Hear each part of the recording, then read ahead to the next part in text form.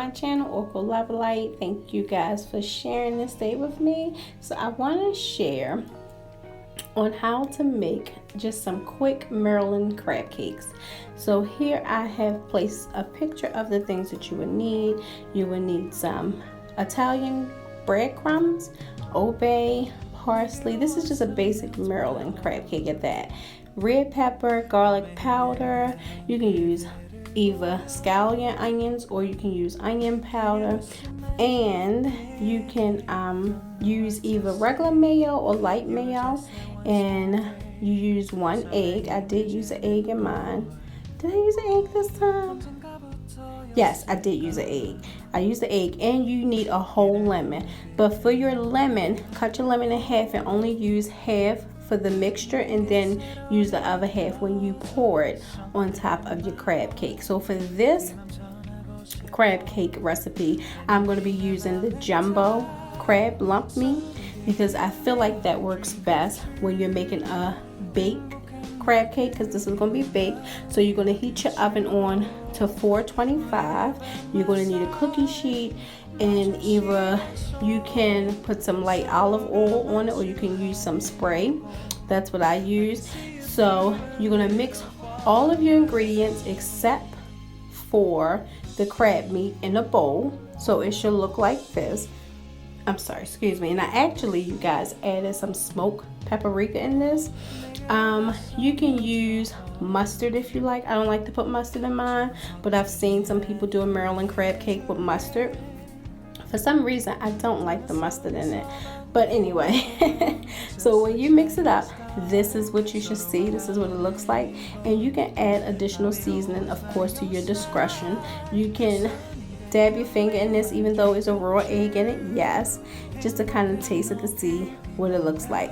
But let me show you what this crab meat looks like. This is the jumbo lump crab meat. This crab meat is so good and so sweet. It's so good.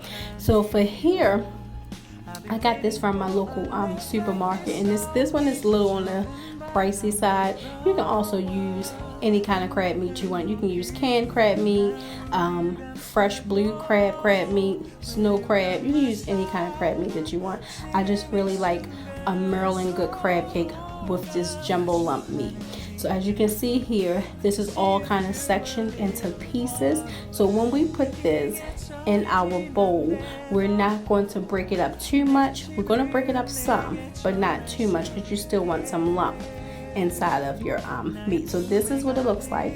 After I broke it up some and I mixed it, you're going to fold it into the mixture. I had to add more breadcrumbs. So if your mix is moist, a little bit loose, just add a little bit of more I can't talk today.